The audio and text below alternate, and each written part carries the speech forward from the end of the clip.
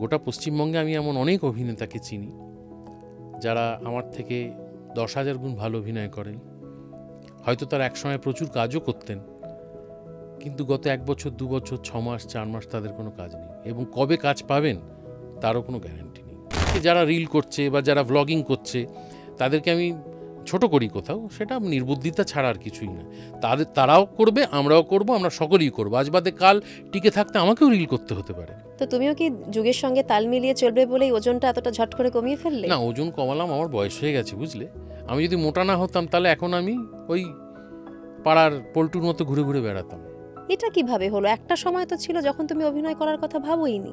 তখন কি আর জানতাম বলো তো এই জাঁতা কলে আমি জড়িয়ে যাব? না, ভগবানে আস্তাচ আমি বিশ্বাস করি না। ভগবান মানে তুমি কি বলতে চাইছো? ঈশ্বর। আমার তো মনে হয় আমি নিজেই আমার ঈশ্বর। আমি নিজেকে আয়নায় দেখলে আমার নিজেকে প্রণাম করতে ইচ্ছে করে। ভবিষ্যতে কি অপেক্ষা করছে? তোমার সঙ্গে কি কাউকে দেখবো আমরা? আজকের সমাজে দাঁড়িয়ে বিয়ে করে কোনো লাভ নেই আমার মনে হয়। সম্পর্ক টিকিয়ে রাখা মুশকিল। মানে রাস্তায় রাস্তায় ঘুরে বেড়াতাম, এদিক ওদিক থিয়েটার করতাম, কেউ পার্ট দিত, কেউ দিত না, কেউ খেদিয়ে দিত। সেই লোকটা অমিতাভ বচ্চনের মতো একটা লোকের সাথে অভিনয় করতে গেল, এ তো আমি ভাবতেই পারি না। কিন্তু এই তুমিই তো একটা সময় টেলিভিশন করবে না ভেবেছিলে। আমি একজন সামান্য অভিনেতা, আমি কোন উদ্ধত্ত থেকে বলবো তো যে আমি এটা করবো না? আমার বলার কোনো জায়গাই নেই।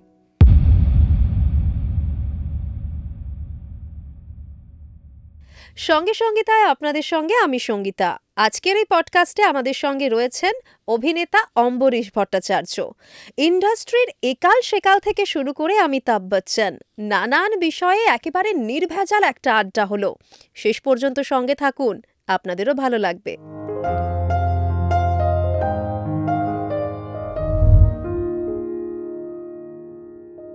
দাদা, সঙ্গে সঙ্গীতায় তোমাকে স্বাগত। কেমন আছো বলো? আমি খুব ভালো আছি। কি কাজ করছো এখন? কি চলছে জীবনে?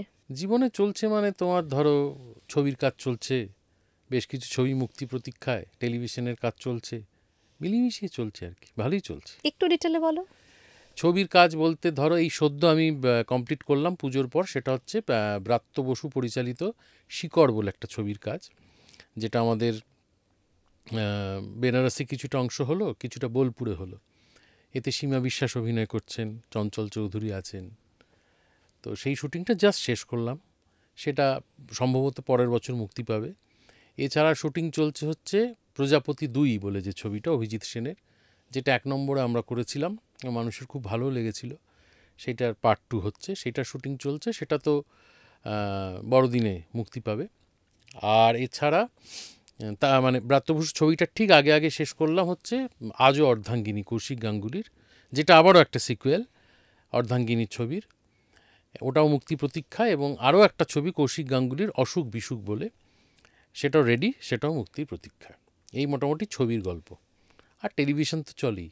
এতগুলো কাজ কিভাবে একসঙ্গে করলে? আমার এই প্রশ্নটা সবার আগে তোমাকে একসঙ্গে জিজ্ঞেস করিনি, করা। একটা করে শেষ হয়েছে আর একটা শুরু হয়েছে। হ্যাঁ, পর পর একসঙ্গে। চলছে তো। মানে যেটা তোমাকে আমি অফ ক্যামেরাও জানতে চাইছিলাম, যে তুমি কন্টিনিউয়াস কাজ করে যাও, তুমি সব সময় ব্যস্ত, কি করে সামলাও? কাজ আসে বলেই তো করি, বুঝলে না? আমাদের এমন একটা আনসার্টেন জীবন যে ধরো এই যে প্রচুর কাজ করছি, তুমি আমায় প্রশ্ন করছো যে তুমি দম ফেলো কখন, তুমি বিশ্রাম নাও কখন। কালকেই এমন একটা দিন আসতে পারে যে তুমি দেখবে আমার হাতে আর কোনো কাজ নেই। না না, এমন দিন আসবে না। বলছি আসতে পারে, সম্ভাবনা রয়েছে। তো সেই সময় যাতে আফসোস না করতে হয়, সেই জন্য যখন কাজটা আসছে তখন সেটাকে প্রাণভরে করে নেওয়াটাই ভালো বলে আমার মনে হয়। কারণ গোটা পশ্চিমবঙ্গে আমি এমন অনেক অভিনেতাকে চিনি যারা আমার থেকে 10,000 গুণ ভালো অভিনয় করেন। হয়তো তারা একসময় প্রচুর কাজও করতেন, কিন্তু গত 1 বছর 2 বছর 6 মাস 4 মাস তাদের কোনো কাজ নেই, এবং কবে কাজ পাবেন তারও কোনো গ্যারান্টি নেই। তো ফলে এত আনসার্টেন এই জগৎটা, ছিল তো আগে বটেই, চিরকালই ছিল। যত দিন যাচ্ছে তত মানে চ্যালেঞ্জেসের মুখোমুখি হচ্ছে। টেলিভিশন, ফিল্ম সবই তো চ্যালেঞ্জেসের মুখোমুখি হচ্ছে ইন্টারনেট আসার পর, মূলত ইন্টারনেট খোলা বাজার হয়ে যাওয়ার পর, যেখানে ইন্টারনেট প্রত্যেকটা ফোনে। সেটা যেমন একটা আশীর্বাদ আমাদের কাছে, একটা অভিশাপও বটে। তার কারণ এটা বলার কিছু নেই, সকলেই জানে, হয়তো ভেবে দেখে না সেইভাবে, যে ইন্টারনেটটা যেদিন থেকে খোলা হয়ে গেল আর কি, মানে অ্যাজ সাচ সেইভাবে তার জন্য কোনো খরচা লাগছে না, তো ফলে সবাই ইন্টারনেট তার ফোনে নিয়ে নিতে পারছে এবং আনলিমিটেড ডেটা দেওয়া হচ্ছে। সেদিন থেকে দুটো ইন্ডাস্ট্রি কিন্তু বিপুলভাবে ক্ষতিগ্রস্ত হলো। 1 নম্বর হচ্ছে গানের ইন্ডাস্ট্রি, সঙ্গীত কিন্তু আর কেউ মূল্য দিয়ে আজকে কেনে না। ধরো আমাদের ছোটোবেলা বা যৌবনকালে আমরা ক্যাসেট কিনতাম, হ্যাঁ হ্যাঁ সিডি কিনতাম, মূল্য দিয়ে কিনতাম। তো একটা জিনিস যখন মূল্য দিয়ে কেনা হয় না তখন আর তার আর সঠিক মূল্যায়নও হয় না। তো ফলে গানের জগৎ সবচেয়ে বেশি ক্ষতিগ্রস্ত হয়েছে বলে আমার মনে হয়েছে। আবার উপকারও হয়েছে। আগে একটা বিদেশি গান ধরো কারোর কাছ থেকে শুনলাম যে এই গানটা খুব ইন্টারেস্টিং বা এই অ্যালবামটা, সেটা কেনার তো ক্ষমতা ছিল না, তখন খুঁজে খুঁজে বেড়াতে হতো, সবসময় খুঁজে পাওয়াও যেত না। পাওয়া যেত না, বা কোন বড়লোক দাদা ওটা কিনেছেন তার বাড়িতে গিয়ে হতে দিয়ে পড়ে থাকতে হতো। এখন আর সেসব নেই। এটা হচ্ছে তোমার ইন্টারনেট খুলে যাওয়ার পজিটিভ সুবিধেগুলো, দিক। তুমি একটা ক্লিক করলেই সমস্তটা পেয়ে যাচ্ছ। তো ফলে ওই আর কি একটা মানে এখন এমন একটা সময় আমরা দাঁড়িয়ে আছি যেখানে একটা ইকুইলিব্রিয়ামের মধ্যে, মানে একটা কখনো এটা নামছে কখনো ওটা উঠছে। তো সেরকম একটা সময় দাঁড়িয়ে আনসার্টিনিটি, মানে এই শিল্পগত প্রফেশনে প্রত্যেকটা প্রফেশনই আমার মনে হয় আনসার্টিনিটি আরও বেড়ে গেছে। তো সেই জায়গায় দাঁড়িয়ে আমি যে মোটামুটি কাজকর্ম করে চলে যাচ্ছে এইটা আমার কাছে তো মনে হয় যে সেলিব্রেট করাই উচিত। না, ব্লেসিং তো বটেই, সেটা নিয়ে তো কোনো সন্দেহই নেই। তুমি ইন্টারনেটের কথা বললে, তাহলে একটা পার্টে একটু প্রথম দিকেই আসি, ভেবেছিলাম অনেক পরে আসবো। এই যে ধরো এখন ইন্টারনেটের যুগে মোটামুটি সবাই অভিনেতা। তুমি যদি দেখো একটার পর একটা রিল আসছে, সবাই অভিনয় করছে। কোথাও কি সেই ইউনিক ব্যাপারটা হারিয়ে যাচ্ছে? না, আমার তা মনে হয় না। আমি সবসময় মত প্রকাশের বা নিজের শিল্পসত্তা প্রকাশের স্বাধীনতায় বিশ্বাসী। যদি কেউ রিল করতে চায়, রিলে অভিনয় করতে চায়, 5 সেকেন্ডে অভিনয় করতে চায়, করুক না, অসুবিধে নেই। শোনো, দিনের শেষে যে জিনিসটা ভালো বা যে জিনিসটা গ্রহণযোগ্য, তোমার হয়তো মনে হতে পারে ওটা খুব খারাপ, কিন্তু যে জিনিসটা দিনের শেষে মানুষ দেখছে বা কনজিউম করছে, সেটা ভালো হোক বা মন্দ হোক, সেটাকে কিন্তু মেনে নিতে হবে আমাদের। ওরকম গোসা করে থাকলে চলবে না। ধরো আমি একটা ছোট গল্প এই প্রসঙ্গে চলে আসি। সেটা হচ্ছে আমি অমিতাভ বচ্চনের সঙ্গে দুবার অভিনয় করার সুযোগ পেয়েছিলাম। একবার 18 সালে, একবার 22 সালে। 22 সালের ঘটনাটাই বলছি। সেই ঘটনা মানে 22 সালে যখন আমি ওনার সাথে শ্যুট করতে গেলাম, তখন উনি আমাকে চিনতে পারলেন, সে তো অন্য গল্প। এবং তারপরে উনি যে আমায় চিনতে পারলেন, তাতে করে আমি খুব উত্তেজিত হয়ে ওনাকে বললাম যে আমি কি আপনার মেকআপ ভ্যানটা একবার দেখতে পারি? শুনেছি পৃথিবীর অন্যতম শ্রেষ্ঠ মেকআপ ভ্যান। সেদিন ওনার মুড খুব ভালো ছিল, উনি বললেন হ্যাঁ আসুন লাঞ্চ ব্রেকে। তো যে গল্পটায় আমি যেতে চাইছি সেটা হচ্ছে, লাঞ্চ ব্রেকে ওনার সঙ্গে নানান গল্প হচ্ছিল আমার। তখন উনি হঠাৎ আমাকে জিজ্ঞেস করলেন যে পশ্চিমবঙ্গে বা কলকাতা শহরে ওটিটির কী অবস্থা, কেমন কাজ করছে ওটিটি, কটা চ্যানেল ইত্যাদি। আমি খুব অবাক হয়ে ওনাকে বললাম যে আপনি তো মূলত বড় পর্দার মানুষ, তা আপনি ওটিটির কথা জিজ্ঞেস করছেন? মানে বড় পর্দা যারা করে এসেছেন তারা তো ছোট পর্দা কী হেও করে, যে ছোট পর্দায় কোনো কাজ হয় না, তার উপর আবার আরও ছোট পর্দা, মুঠোফোনের পর্দা, সেই নিয়ে আপনি এত প্রশ্ন করছেন, আমার কাছে অবাক লাগছে। তখন উনি একটা খুব দামি কথা বলেছিলেন যে যুগের সাথে চলতে হবে ভাই। আজ যদি আমি যুগের সঙ্গে না চলতে পারতাম, তাহলে আমার অনেক সতীর্থের মতো বা আমার অনেক কলিগসদের মতো আজকে আমি জুহুর কোনো একটা অন্ধকার বাংলোয় বসে থাকতাম। আমি কিন্তু প্রাসঙ্গিক থাকতাম না, আমি কিন্তু কাজ করতে পারতাম না। তাই ওনার ফোনে আমি দেখে এসেছি প্রায় সমস্ত অ্যাপ ডাউনলোড করা আছে, যা একটা 18-19 বছরের ছেলে মেয়ের ফোনে থাকে। মিউজিক অ্যাপস বলো, ফিল্মের অ্যাপস বলো, ওটিটি অ্যাপস বলো, সব আছে ওনার ফোনে। উনি একদম টোটালি আপ টু ডেট একজন মানুষ। এবং প্রত্যেক দিন যা হচ্ছেন উনি কিন্তু রিলও দেখেন। যে মানুষটা সেলুলয়েডে কাজ করে এসছে সে কিন্তু রিল দেখে সারাক্ষণ, মানে শর্ট কাটলেই উনি রিল দেখেন। তাল মেলাতে হবে। হ্যাঁ, এক্স্যাক্টলি। তো সেই জন্য আমি যদি আজকে যারা রিল করছে বা যারা ভ্লগিং করছে তাদেরকে আমি ছোট করি কোথাও, সেটা নির্বুদ্ধিতা ছাড়া আর কিছুই না। তারাও করবে, আমরাও করব, আমরা সকলেই করবো। আজ বাদে কাল টিকে থাকতে আমাকেও রিল করতে হতে পারে। আজকে আমি বললাম রিলটা অত্যন্ত একজন খুব কুরুচিপূর্ণ জিনিস, খুব বাজে জিনিস, ওতে শিল্প টিল্প কিছু নেই। তারপর আজ থেকে 5 বছর পর এমন একটা সময় এলো যখন হয়তো আর এক্সিস্টই করলো না অন্য কোনো মাধ্যম, শুধুই রিল থেকে গেল। সমস্ত প্রকাশ মাধ্যমটাই ভার্টিক্যাল হয়ে গেল। অলরেডি ভার্টিক্যাল ওয়েব সিরিজ শুরু হয়ে গেছে। হ্যাঁ, তো আমাকেও করতে হতে পারে রিল বেঁচে থাকার জন্য। তো সব কিছুকেই আমার মনে হয় অ্যাকসেপ্ট করে নেওয়া ভালো। এবার তুমি কোনটা দেখবে না দেখবে সেটা তো তোমার হাতে, সম্পূর্ণ নিজের তোমার হাতে। ফোনটা তো তোমার হাতে রয়েছে, তুমি তো সিদ্ধান্ত নিতে পারো যে তুমি কি করবে। তা আমার যদি ভালো না লাগে রিল, আমি দেখবো না, কিন্তু আমি সেটাকে অস্বীকার বা সেটাকে আমি কন্ডেম করতে পারি না। অ্যাকচুয়ালি যেটা হয়, মানে ফিল্ম ইন্ডাস্ট্রিরই অনেকে বলেন যে এখন এই যে সাবস্ক্রাইবার দেখে অভিনেতা বাছা হচ্ছে, এটাতে অনেকেরই কিন্তু একটা মনে কোথাও খচখচ করে এই ব্যাপারটা, অনেকে বলে ফেলেন এটা নিয়ে। খচখচ করার তো কোনো কারণ নেই। ধরো আমাকে আজকে, আমি একজন নতুন আর্টিস্ট, এবারে তুমি একজন নতুন আর্টিস্ট, আমরা দুজন কম্পিটিশনে নেমেছি, তুমি খুব ভালো অভিনয় করো, আমি খুব খারাপ অভিনয় করি, আমার ফলোয়ার প্রচুর, যে কোনো কারণেই হোক, বুস্ট করেই হোক বা অর্গ্যানিক্যালি হোক, প্রচুর ফলোয়ার্স, তোমার খুব কম। এবার আমাদের দুজনের পরীক্ষা হলো, তুমি খুব ভালো অডিশন দিলে, আমি খুব খারাপ অডিশন দিলাম, তারপরে আমার কর্তৃপক্ষ দেখলো যে আমার প্রচুর ফলোয়ার্স, আমাকে নিয়ে নিল, পার্টটা তুমি পেলে না। এবার আমি তো পার্টটা করতে গেলাম, আমি যদি খারাপ অভিনয় করি দ্বিতীয় কাজটা কিন্তু আমি আর পাবো না, আর আমি যদি ভালো অভিনয় করি তাহলে আমি আবার দ্বিতীয় কাজ পাবো, আবার তৃতীয় কাজ পাবো, আবার চতুর্থ কাজ পাবো। তো ফলে ঠিক যেমন আমরা ওই কি একটা বলি না, কাজ কি বলে ওটাকে, মানে বাবার ছেলে কাজ করছে, Nepotism. নেপোটিজম, নেপোটিজমের ক্ষেত্রেও তাই, নেপোটিজম করে হয়তো একটা গানে সুযোগ পাওয়া গেল, আমি খুব বড় গায়কের ছেলে, আমি একটা গানে সুযোগ পেলাম, সবাই আমার চেনা মিউজিক কম্পোজার লিরিসিস্ট আমার কাকা জ্যাঠা, তারা আমাকে একটা গান গাইতে দিল, আমি বিরাট বেসুরে গাইলাম, তারপর আর কেউ আমায় সুযোগ দেবে? না, এটা তো সত্যিই দেখাই গেছে, মানে খুব সফল বাবার সন্তান তারা হয়নি। সেই জায়গা করতে হয়নি পারেনি। হয়নি ঠিক তেমনই আমার মনে হয় যে প্রচুর ফলোয়ার্স নিয়ে যে লোকটা অভিনয় করার সুযোগ পেল, দিন না তাকে অভিনয় করতে, সে মাঠে নেমে খেলুক না, যদি বাজে খেলে তাহলে তাকে এমনি মাঠ থেকে বার করে দেবে, আপনাকে কিচ্ছু করতে হবে না।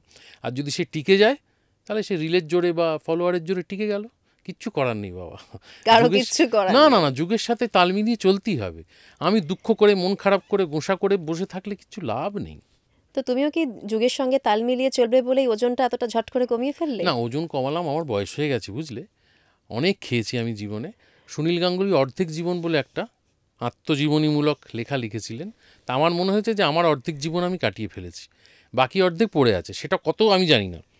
গত জীবনটা ৪৫ বছরের আমি জানি, ৪৫ বছর আমার বয়স হয়ে গেছে, আগামী জীবনটা ৫ বছর না ৫০ বছর আমি জানি না।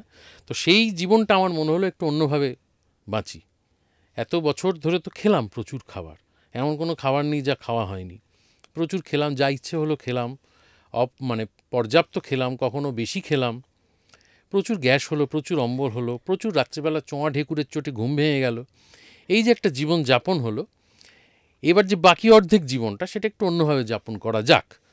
এবং তারপরে ধরো তোমার ওজনটা বেড়ে গেলে যেটা হয় সেটা হচ্ছে, বয়স কম থাকলে কিছু হয় না, বয়সটা বেড়ে গেলে একটু হাঁটু টাঁটুর সমস্যা হয়। তো এবার যদি পাহাড়ে গিয়ে তুমি একটা মন্দিরের অনেক উপরে ২০০টা সিঁড়ি ভেঙে যেতে হবে, সেটা যদি দেখতেই না পেলে তাহলে বেঁচে থাকার কোনো মানে হয় না।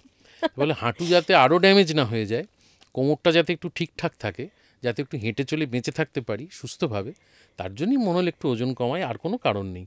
তা দেখলাম ওজন কমানো এমন কিছু শক্ত কাজ নয়, আমি এতকাল ভাবতাম হয়তো খুব শক্ত কাজ, বিরাট চ্যালেঞ্জিং একটা কাজ।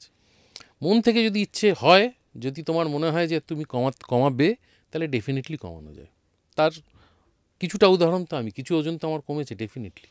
হ্যাঁ, কিন্তু ব্যাপারটা হলো তোমাকে দেখে কিন্তু আগে অনেক মানুষ মানে মোটা হওয়াটাকে সমর্থন করতো, বলতো দেখো আমি মোটা, ওই যে উনি বলেছেন বডি শেমিং এ কিচ্ছু যায় আসে না না, সত্যি, আমাদেরও কিচ্ছু যায় বডি আসে শেমিং না। আমি আজও বিশ্বাস করি না, কিন্তু যদি কারোর মনে হয় যে সে মোটা থাকবে, থাকুক না, অসুবিধা নেই, কিন্তু বয়সকালে নানান রকম সমস্যা দেখা দেয়, সব কিছুর একটা সময় আছে, এটা হচ্ছে আমার কথা। একটা ২২-২৫ বছরের ছেলে বা মেয়ে যদি মনে করে আমি প্রচুর খাবো, আমার ওই সব ফিগার টিগার করে লাভ নেই, সে খাক না, আনন্দ করুক না। তারপর একটা সময়ের পরে সব বয়সের তো একটা ধর্ম আছে। ধরো ২০ বছর বয়সে আমি যেরকম ছিলাম সেরকম তো আর দেখতে নেই, আমার চুলের সংখ্যাও আর তত নেই, তো বা আমার দাড়িটাও পেকে গেছে আগের থেকে, তো সেই বদলে গেছে তো পৃথিবীটা, আমার চারপাশটা, ফলে আমাকেও খানিকটা খানিকটা করে বদলাতে হবে। চারপাশের পৃথিবীটা বদলে গেল আর আমি এক থেকে গেলাম, এটা কোনো কাজের কথা নয়।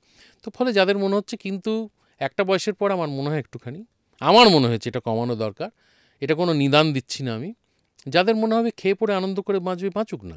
এরম বহু মানুষ আমি দেখেছি যারা সারা জীবন ফুর্তি করেছে, প্রচুর পাঁঠার মাংস খেয়েছে, প্রচুর নেশা করেছে, তারা ৮০ বছর বয়স অবধি বেঁচেছে, এরম বহু মানুষ আমি দেখেছি, আমার বাড়ির আশেপাশেই আমি দেখেছি। আবার এমন লোকও দেখেছি আমি যে প্রত্যেক দিন সকালে মর্নিং ওয়াক করতো, সে ৫০-৫২ টপকে আছে, এরকম এক্সাম্পল প্রচুর প্রচুর আছে। ফলে ওরম পাওয়া ওরম যায়। কোনো নিয়ম নেই। আমার ইচ্ছে হয়েছে আমি একটু ওজন কমিয়েছি, আবার যদি কখনো আমার মনে হয় প্রচুর বিরিয়ানি খাবো, খাবো, আবার বেড়ে যাবে ওজন। না, এটা বেশ ভালো লাগছে, কি এটা আসে কন্টিনিউ যায়, করো। দেখা যাক কি হয়। এবার আমরা একটু অন্য প্রসঙ্গে আসি, সেটা হচ্ছে এই যে তোমার অভিনয়, তুমি একটা কথা আমাকে বলছিলে আমরা যখন অফ ক্যামেরা কথা বলছিলাম, যে অভিনয়টাই আমার কাছে রিল্যাক্সেশন। এটা কিভাবে হলো? একটা সময় তো ছিল যখন তুমি অভিনয় করার কথা ভাবোইনি।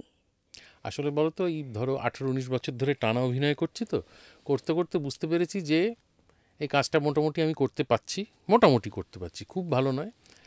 আর এই কাজটা করতে আমার বেশ আরাম লাগছে, আমার এটাকে কোনো পরিশ্রম বলে মনে হচ্ছে না। যত অভিনয় করি ততই আমার ভালো লাগে। আমার মনে হয় আবার আগামীকাল আমি আরেকটা শুটিং করবো, আমি ক্লান্ত বোধ করি না কখনো। তো ফলে এইটা আমার কাছে একটা রিল্যাক্সেশনেরই মতো। আমি মানে ধরো শুটিংয়ে যাই, যদি আমি 10-15 ঘন্টাও শ্যুট করি, আমার কখনই মনে হয় না আমি খুব পরিশ্রান্ত। আমার মনে হয় যে আমি বেশ রিল্যাক্স করছি, এবং রিল্যাক্স করার জন্য আমাকে বেশ পয়সাও দেওয়া হচ্ছে, তাতে আরও বেশি আমার এনার্জি বেড়ে যায় এবং আমি প্রচুর প্রচুর কাজ করতে পারি, আমার কোনো অসুবিধা হয় না। কিন্তু এই স্টোরিটা বলো, এই যে একটা সময় ছিল যখন তুমি অভিনয়ের কথা ভাবোইনি, কিছুই সেই ভাবতাম না সময়টা তো। বলো, আমি ছোটবেলাটা। হ্যাঁ, ছোটবেলা ঠিক না, ছোটবেলাতে তো মানুষের সেভাবে কোনো হ্যাঁ, স্বপ্ন হ্যাঁ, তৈরি হয় না। এই ধরো একটু 19-20 বছর বয়স থেকে মানুষের অ্যাম্বিশনস তৈরি হয়। বাড়ির লোকেরও একটা বুঝতে পারে যে এই লোকটা এই পথে যাবে, এই অঙ্কটায় ভালো, কি ইংরেজিটায় ভালো, এই নাচটা ভালো পারে। সেই সময় থেকে একটা পাঠ তৈরি হয়ে যায়, বাবা মারাও ঠিক করে, ছেলে মেয়েও সেই অনুযায়ী ঠিক করে। ওই সময়টা থেকে আমি যে জিনিসটা সব থেকে বেশি ইন্টারেস্ট পেলাম সেটা হচ্ছে, আমার তো উত্তর কলকাতায় বাড়ি। উত্তর কলকাতায় আমি জানি না দক্ষিণেও হয়তো ছিল সে সময়, এক ধরনের মানুষ থাকতেন যারা কিছু করতেন না, এবং তাতে করে তাদের কোনো লজ্জা শরম ছিল না। তাদের যদি জিজ্ঞেস করা হতো যে হ্যাঁ রে বিলে বা পল্টু বা শ্যামল তুই কী করিস, তখন বলতো আমি কিছু করি না, এবং খুব গর্ব ভরে বলতো সেটা। কোনো মানে না, আজকের দিনে একটা ছেলে কিন্তু খুবই কুণ্ঠাবোধ করবে বলতে যে আমি বেকার, কিন্তু সেই সব ছেলেরা বা আমাদের যেসব দাদাদের আমরা দেখেছি তারা খুব গর্ব ভরে কলার তুলে বলতো আমি কিছু করি না। তারা ছিল আমার আইকন, বুঝলে। বলো কি? ধরো যারা ক্যাট ম্যাট এই সমস্ত পরীক্ষা দিচ্ছে, বা যারা প্রচুর ইঞ্জিনিয়ারিংয়ের জন্য নিজেকে প্রস্তুত করছে, আমার তাদের ভালো লাগতো না। কি করব, লাগতো না। আমার ভালো লাগতো এদের, যাদের কোনো অ্যাম্বিশন নেই, বুঝলে। তো আমিও চেয়েছিলাম এরকম একজন মানুষ হব যে অ্যাজ সাচ কিছু করব না, বুঝলে। সারাটা জীবন ল্যাদ খেয়ে কাটিয়ে দেবে? ল্যাদ কেন খাবো, প্রচুর বেড়াবো, ঘুরবো। হ্যাঁ, তুই বলবে পয়সা আসবে কোথা থেকে। হ্যাঁ, শোনো, খুব কাছে পিঠে ঘুরে বেড়াতে খুব একটা পয়সা লাগে না, কিন্তু একটা লোকাল ট্রেনে যদি তুমি উঠে পড়ো, দিয়ে ধরো জগদ্দলে নেমে পড়ো, দিয়ে হাঁটতে হাঁটতে ভেতরে ঢুকে যাও, কত জায়গা এক্সপ্লোর করতে পারবে তোমার কোনো কিন্তু ঠিক ঠিকানা নেই। শক্তি চট্টোপাধ্যায়ের একটা বই আছে, চলুন বেরিয়ে আসি। তাতে এরকম অদ্ভুত অদ্ভুত ইউটোপিয়ান জায়গার ডেসক্রিপশান আছে যেগুলো আদৌ এক্সিস্ট করে না। তো বা তখন সুনীল গাঙ্গুলি পড়ছি, নীললোহিত পড়ছি, দিকশূন্যপুর পড়ছি, প্রচণ্ড রোম্যান্টিকতায় ভরা আমার জীবন।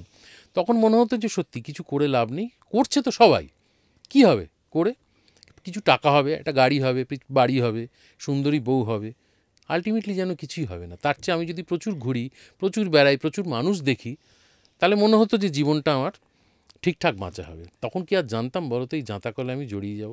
কি সাংঘাতিক জাঁতাকলে জড়িয়েছে ভাবো তো। বিরাট জাঁতাকলে পড়ে গেছি। তার মধ্যে আমি সেই মডার্ন টাইমসে চার্লি চ্যাপলিন ঢুকে গিয়েছিল না একটা মেশিনের মধ্যে, আর বেরোতে পারছে না, আর হাতটা সারাক্ষণ এলোমেলো হচ্ছে, মেশিন হয়ে গেছে গোটা শরীরটা, মানে শরীরটা মেশিনকে ধারণ করে নিয়েছে।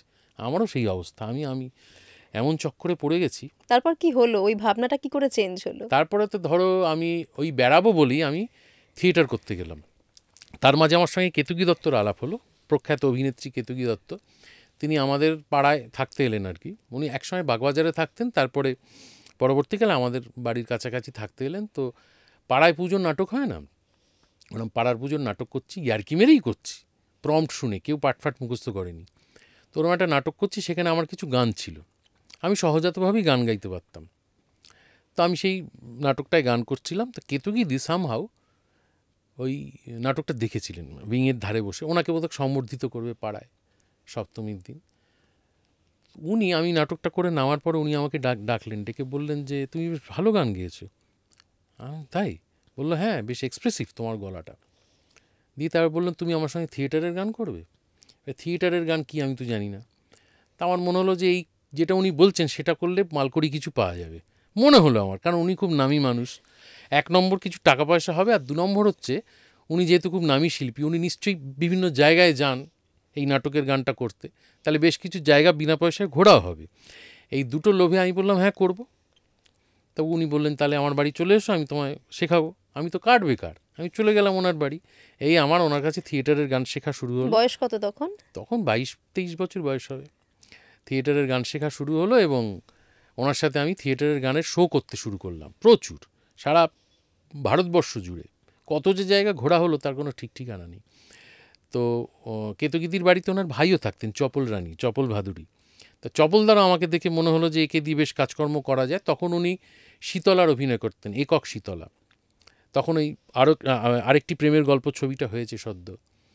তো উনি আমাকে বললেন যে তুমি আমার সঙ্গে শো করতে চলো, তুমি বাজনা বাজাবে, হারমোনিয়াম বাজাবে, কোরাস দেবে। তা আমি ওনার সঙ্গে প্রচুর শো করেছি বিভিন্ন জায়গায়। তো ধরো কেতকীদির সঙ্গে জীবন কাটাতে কাটাতে ওনার সঙ্গে দীর্ঘ দূরে দূরে যেতাম আমি গাড়ি করে। এবার ওনার কাছে আমি প্রচুর পুরনো দিনের শিল্পীদের গল্প শুনতাম, শিশির কুমার ভাদুরী, অহিন্দ্র চৌধুরী, বড় রাজলক্ষ্মী দেবী, প্রভা দেবী ওনার মা, সেই সময়কার শ্রীরঙ্গম অর্থাৎ যেটা পরে বিশ্বরূপা থিয়েটার হয়েছে, সেখানকার অভিনয় কীভাবে ওরা সকাল থেকে রিহার্সাল করতেন। একটা একটা প্রায় রেপোর্টারির মতো ওরা বৃহস্পতি শনি রবি অভিনয় হতো 3টে সাড়ে 6টা। এই যে একটা সময়, যে সময়টা খানিকটা ছোটোবেলাতে আমিও দেখেছি, বা আমার হাত ধরে আমিও স্টার থিয়েটার বিশ্বরূপায় নাটক দেখতে গেছি। কিন্তু মানে সেই সময়কার স্টার থিয়েটার অন্য, ঘটক বিদায় নাটক দেখতে গেছিলাম সৌমিত্র চট্টোপাধ্যায়ের। রবি ঘোষ, তরুণ কুমার অভিনয় করছেন। সেই স্টেজ ঘুরে যেত, একটা সিন শেষ হলে রিভলভিং স্টেজটা ঘুরে যেত, আর পরের সেটটা রেডি করা থাকতো, এবং শিল্পীরাও নির্দিষ্ট শিল্পীরা দাঁড়িয়ে থাকতেন। এইটা অন্ধকার হয়ে গেল, এই সিনটা এরম ঘুরে গেল, পরের সেটটা চলে এলো, অদ্ভুত ম্যাজিক। তো সেইরম নাটক আমিও দেখেছি। তো ওনার কাছে সেই সমস্ত গল্প শুনতে শুনতে শুনতে আমার একটা, তুমি বলতে পারো, অভিনয় শিল্পটার প্রতি একটা ইন্টারেস্ট গ্রো করলো। আমার মনে হলো যে এইটা বেশ ইন্টারেস্টিং একটা বিষয়, এবং আমার গানের সঙ্গেও এর একটা যোগ আছে, কোথাও লিঙ্ক রয়েছে তো। হ্যাঁ, কারণ উনি বারবারই বলতেন যে অভিনয়ের সঙ্গে কিন্তু সুরের বিরাট একটা যোগ রয়েছে। একটা মানুষ যদি সুর তাল সম্পর্কে ভালোভাবে ওয়াকিবহাল হয়, তাহলে তার অভিনয় করতে সুবিধে হয়। তার মানে এমন নয় যে কোনো বেসুরো বা বেতালা লোক অভিনয় করতে পারবে না, কিন্তু যার সুরজ্ঞান বা তাল জ্ঞান আছে তার অভিনয় করতে একটু সুবিধা হবে। কারণ অভিনয়টাও তো কোথাও একটা তাল ফেরতা, সুর তালের খেলা আর কি। এই আমার প্রথম ইন্টারেস্ট জাগলো। তারপরে কেতকীদি চলে গেলেন 2003 সালে। তারপরে আমি একটা থিয়েটারের দলে যোগ দিলাম আমার বাড়ির কাছাকাছি, সংস্কৃতি নাটকের দল, দেবেশ চট্টোপাধ্যায়ের পরিচালনায়। তা সেইখানে তখন উইঙ্কেল টুইঙ্কেল নাটকটা খুব জনপ্রিয়, ব্রাত্য বসুর উইঙ্কেল টুইঙ্কেল। তো সেটাতে আমি কিছু ব্যাকস্টেজের কাজ করতাম, কখনো কখনো টুকটাক অভিনয় করতাম। তারপরে ফ্যাতারু নাটকটা নামালো দেবেশদা, তাতেও আমি টুকটাক কাজ করতাম। এই করতে করতে করতে করতে দেবেশদার কাছে একদিন একটা ফোন এলো যে এরকম একটা চ্যানেল থেকে একটা হচ্ছে, সিরিয়াল হবে, মেগা সিরিয়াল। তো তাতে 2টো মুখ লাগবে, নতুন মুখ, একটা মোটা একটা রোগা, রাজা গজা। দুটোই নতুন মুখ লাগবে, একদম চেনা, যারা কোনোদিন আগে কাজ করেনি। তো রোগা মুখ প্রচুর পাওয়া গেছে, মোটা মুখ পাওয়া যাচ্ছে না। কারণ কেউ তো মোটা নয় যারা অভিনয় করে, সবাই শরীর সচেতন। মোটা মুখটারও খুঁজে পাচ্ছে না। তো বিভিন্ন থিয়েটারের দলে ওরা যোগাযোগ করছে। অদ্ভুতভাবে থিয়েটারের দলেও কোনো মোটা লোক পাওয়া যাচ্ছে না, মোটা ছেলে পাওয়া যাচ্ছে না। তা দেবেশদা দেখলেন যে আমি একমাত্র ওনার দলে মোটা। তো উনি আমাকে বললেন, যাও বাবা, আমার মুখ রাখো, তুমি গিয়ে অডিশনটা দিয়ে এসো। তার মানে মোটা হওয়াটা তোমার কাজে বিরাট লাগলো। কাজে লেগেছিল, বিরাট কাজে লেগেছিল, এই বিষয়ে কোনো সন্দেহ নেই। আমি যদি মোটা না হতাম তাহলে এখন আমি ওই পাড়ার পল্টুর মতো ঘুরে ঘুরে বেড়াতাম। সেটা যে খুব খারাপ জীবন হতো তা আমি বলছি না, সেটা অন্যরকমভাবে হয়তো ভালো হতো। যাই হোক, কী হতো আমরা তো জানি না কেউ। তো আমি অডিশন দিতে গেলাম, কনফার্মড যে আমি পাবো না এই ভেবে, কারণ আমি তো অ্যাজ অভিনয়ের কিছুই জানি না, টেলিভিশনের অভিনয় বা ক্যামেরার সামনে অভিনয় তো কিছুই জানি না। কোনো দিন আমি কোনো স্টুডিওতে যাইও নি, কোনো ক্যামেরা ফেসও করিনি। বহু সিনেমার লোকজনকে আমি দেখতাম আমার বাড়িতে, যেহেতু আমার বাবা চিত্র সাংবাদিকতার সঙ্গে যুক্ত ছিলেন, কিন্তু আমি কোনো দিন ফেস করিনি ক্যামেরা। ফিল্ম মেকিং সম্বন্ধে আমি কিছু জানতাম না, কোনো ইন্টারেস্টও ছিল না। ছবি টবি দেখতাম কিন্তু জানতাম না। তা আমি গেলাম, আর যার জানবে হারানোর ভয় নেই সে কিন্তু খুব সাহসী হয়। হ্যাঁ, ভয় তো থাকে না। ভয় নেই, ফলে আমার হারার ভয় ছিল না। আমি দুর্দান্ত অডিশন দিলাম, হ্যাঁ, এবং অডিশনে আমি প্রথমবারই পাশ করে গেলাম। এই হয়ে গেল রাজা গজা শুরু। তা আমি ভাবলাম যে আমাকে মূল নাম ভূমিকায় রাখা হয়েছে, এই সিরিয়াল 2 মাসের বেশি চলতে পারে না। কিন্তু সিরিয়ালটা 5 বছর চললো ফাইনালি, মানে ঘরে ঘরে সবাই এবং দেখতো 2 মাসের তখন। মধ্যে খুবই জনপ্রিয় হয়ে গেল। তারপর আমি ভাবলাম যে এই সিরিয়ালটা শেষ হলে আমাকে আর কেউ ডাকবে না, কারণ বারবার এরকম একটা হাওয়া গোবার পাঠ কেনই বা কোথা থেকে বেরোবে, তাই না? আর তুমি তখনও কনফিডেন্ট নও নিজের ট্যালেন্ট নিয়ে? আমি আজও কনফিডেন্ট নই নিজের ট্যালেন্ট নিয়ে, টিল ডেট আমি কনফিডেন্ট নই। এটা আমি তোমায় মন থেকে বলছি, এর মধ্যে কোনো বিনয়টি নেই। আমি এখনও কনফিডেন্ট নই। আমার এখনও প্রত্যেক দিন ভয় করে যে আমি বোধহয় পিছিয়ে পড়ছি। চারপাশে এত মানুষ এত ভালো অভিনয় করছে, আমি শুধু এখানকার কথা বলছি না, এখন তো মানুষের ফোনে গোটা পৃথিবীটা রয়েছে, আমি তাদের থেকে অনেক অনেক যোজন পিছিয়ে। তারপরেও মানুষ যে আমাকে এখনও পছন্দ করেন, এখনও আমি সুযোগ পাই, এটা আমার কাছে একটা বিস্ময় এবং কৃতজ্ঞতার জায়গা। যাই হোক, যেটা বলছিলাম, তো আমিও সুযোগ পেলাম এবং 5 বছর কেটে গেল। 5 বছরের পরে ওই সিরিয়ালটা শেষ হলো, তারপর আমি 1 বছর আর কোনো কাজ করিনি। 1 বছর আমি গ্যাপ নিয়েছিলাম, কারণ ওই ধরনের চরিত্র আসছিল আমার কাছে, ও শুধু ওই একই রকম একই টাইপের চরিত্র যেটা হয় এখানে। আমি একটু ওই চরিত্রটা ভেঙে অন্য কোনো চরিত্র করতে হ্যাঁ, চাইছিলাম। 5 বছর ধরে একই চরিত্র একই করা তো চরিত্র। কোথাও একটা টায়ার্ড লাগবে। না, টায়ার্ড লাগতো না, কারণ তখন আমার তো বিস্ময় চারিদিকে, প্রচুর অনুষ্ঠান আসছে, প্রচুর শো আসছে, লোকজন আমাকে চিনতে পারছে, আমার অটোগ্রাফ নিচ্ছে। তখন তো মোবাইল সেলফি আসেনি। এগুলো আমার কাছে, এই বিষয়গুলো কাটতে কাটতেই তো 5 বছর কেটে গেল। তা কিন্তু বটে, তাই না? হ্যাঁ, সারা 5টা বছর। পশ্চিমবঙ্গ ঘুরছি। হ্যাঁ, মানে সকাল 7টা থেকে রাত্রির 8টা অবধি শুটিং করছি, আবার 9টায় বেরিয়ে যাচ্ছি শো করতে গ্রামান্তরে, দিয়ে ভোর 4টেয় ফিরছি, আবার সকাল 7টা থেকে শুটিং করছি। এরমভাবে কেটেছে জীবন। তো এরম জীবন তো আমি আগে কখনো কাটাইনি, ভাবওনি। ভাবিও নি। তাই এবার আমার যে শখ, যেটা ঘুরে বেড়ানো, প্রচুর মানুষ দেখা, সেটাও তো হচ্ছে। সেটা হচ্ছে। তার উপরে বেশ কিছু টাকা পাচ্ছি। আমি যে কোনোদিন এত টাকা রোজগার করতে পারবো এ আমি কোনোদিন ভাবিনি, বিশ্বাস করো। আমি তো ভাবিনি, আমার বাবাও ভাবেননি, আমার মাও ভাবেননি।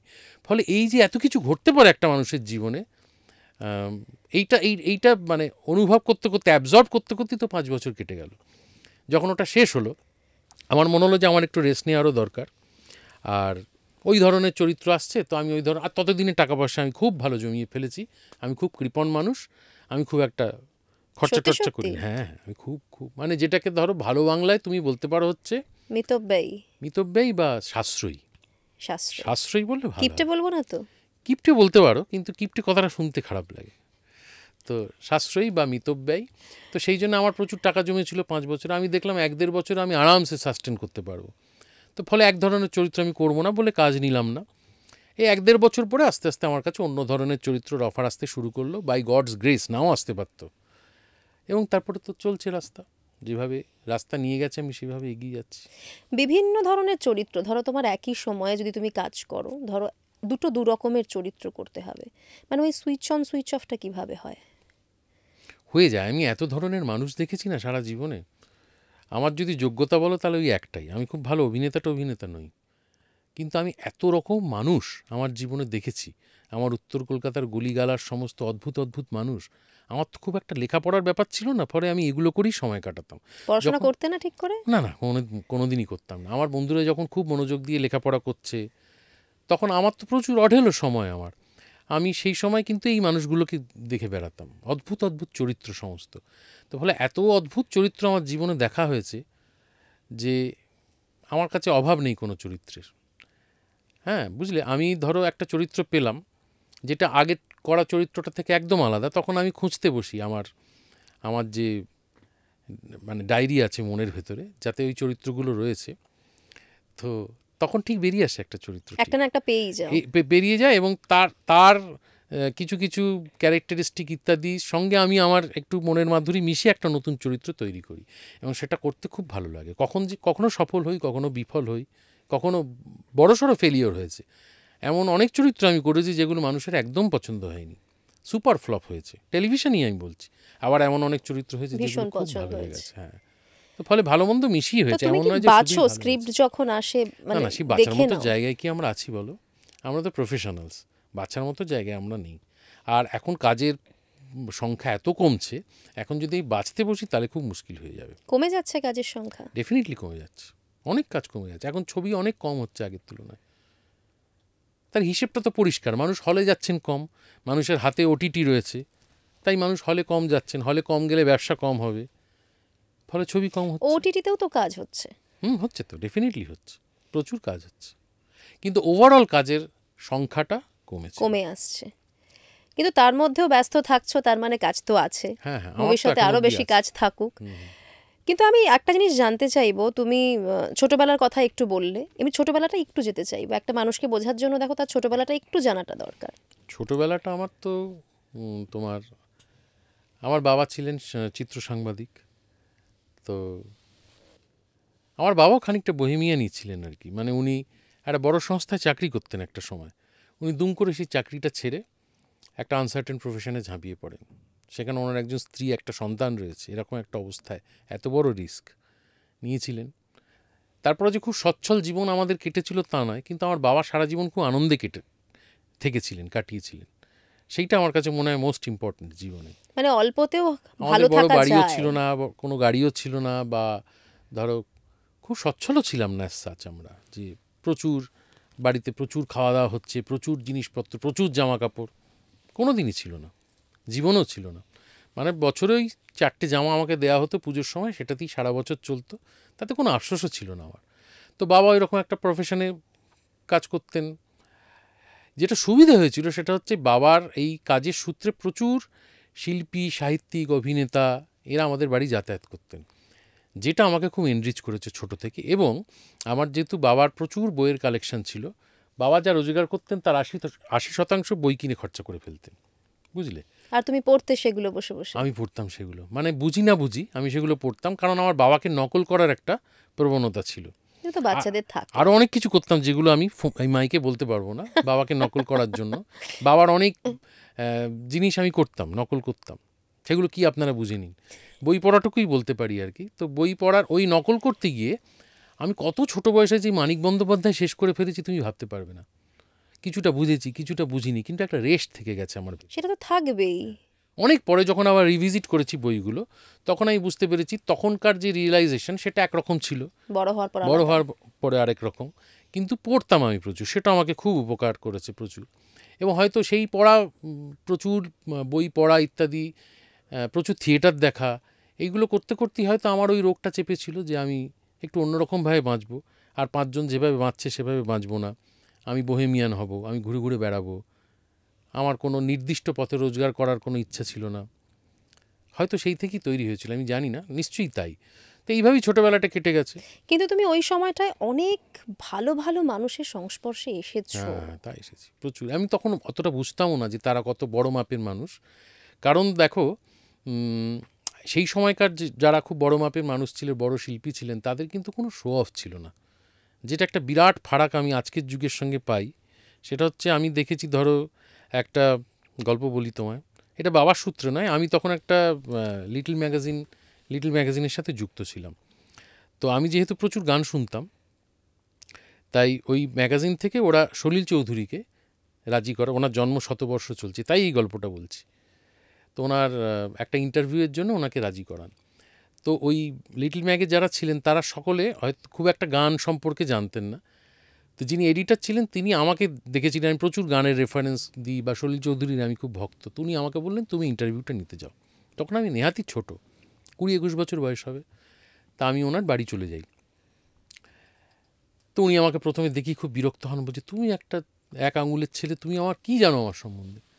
না, আমি অনেক কিছুই জানি আপনার সম্বন্ধে। তো বলো দেখি, আমি 4টে প্রশ্ন করছি, আগে তুমি উত্তর দাও, তুমি পাশ করলে তারপর আমি তোমার প্রশ্নের উত্তর দেবো। বলে উনি আমায় 4টে প্রশ্ন করলেন, 4টেতে আমি 100 সব উত্তর দিয়ে দিলাম। তো উনি খুব খুশি টুশি হয়ে আমাকে প্রায় 1-1.5 ঘন্টা ইন্টারভিউ দিলেন। ঘটনাটা তারপরে যেটা আমি বলতে চাইছি সেটা হচ্ছে, ধরো আজকের দিনে সলিল চৌধুরী মানে তুমি ভাবতে পারছো, সারা পৃথিবী চেনে এমন একজন মানুষ, সারা ভারতবর্ষের সমস্ত সঙ্গীত শিল্পী তার, মোহাম্মদ রাফি থেকে কিশোর কুমার, লতা মঙ্গেশকর, আশা ভোঁসলে, কে না তার সুরে গেয়েছে। তিনি আইপিটিএ অত বড় আন্দোলন করেছেন, তিনি একটা বিরাট মাপের সেলিব্রিটি, এ বিষয়ে তো কোনো সন্দেহ থাকতে পারে না। সেই লোকটা ইন্টারভিউ শেষ হলো, তখন প্রায় বেলা 1:30। আমি বললাম আমি তাহলে আসি। বলে কীভাবে বাড়ি যাবে? আমি 3D/1 বাস ধরবো মিন্টো পার্কের মোড় থেকে, তাই একবারে পৌঁছে যাবে বাড়ি? আমি হ্যাঁ পৌঁছে যাবো, আমার বাড়ির পাশেই স্টপ। বলে চল আমিও যাই, আমি একটু সিগারেট কিনবো। উনি বললেন, বলে একটা ওই বাবু গেঞ্জি পরেছিলেন, পাজামার ওপরে একটা ছোট সাইজের পাঞ্জাবি পরে ফেললেন, মুচকোনো, হ্যাঁ ফতুয়া টাইপের পরে আমার সঙ্গে নেমে গেলেন। নেমে বেগবাগানের মোড়টা এলেন, দুজনে মিলে আমরা এলাম। এবার আমি ওখান থেকে বাস ধরবো, ওনার যে সিগারেটের দোকানটা সেটা উল্টো ফুটে। এবার উনি বললেন ঠিক আছে বাবা, ভালো থেকো তাহলে, খুব ভালো লাগলো তোমার সাথে, আমি যাই তাহলে, সিগারেটটা কিনে না, আর চান টান করতে হবে। বলে আমি দেখছি সলিল চৌধুরী, বুঝলে, 2 বিঘা জমিন, সলিল চৌধুরী, মধুমতি সলিল চৌধুরী, সে লোকটা মিন্টো পার্কের রাস্তাটা ক্রস করে হেঁটে যাচ্ছে, বুঝলে, ওইরকম একটা খেটো পাঞ্জাবি পরে হেঁটে যাচ্ছে, গোটা কলকাতা শহরটা এদিক ওদিক যাচ্ছে, কেউ ফিরেও তাকিয়ে দেখছে না, বুঝতে পারছে না। তো সলিল চৌধুরী হেঁটে যাচ্ছে। আমার ইচ্ছে করছে আমি রাস্তার লোকেদের ডেকে ডেকে বলি যে দেখুন ভাই কি হেঁটে যাচ্ছে, দেখুন ওটা সলিল চৌধুরী, হ্যাঁ এই গান উনি সুর করেছেন, এই গান উনি লিখেছেন, আপনারা তাকিয়ে দেখুন, ওনাকে সেলিব্রেট করুন। আমি না ট্রান্সের মধ্যে চলে গেছি, আমি অবাক হয়ে দেখছি আস্তে আস্তে আস্তে ছোটো হয়ে যাচ্ছে সলিল চৌধুরী। মিলিয়ে গেলেন একটা সময়, সিগারেটের দোকানে গিয়ে সিগারেট কিনছেন।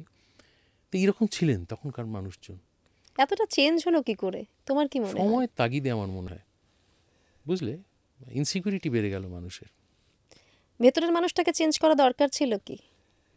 ভেতরের মানুষটাকে সবই যুগের কারণে হয়েছে বলেই আমার মনে হয়। এখনও কি এরকম শিল্পী নেই যারা এই সমস্ত টাইমলাইট পছন্দ করেন না বা বাউন্সার নিয়ে ঘোরেন না? এমন এখনও অনেক শিল্পী আছেন, নেই যে তা নয়।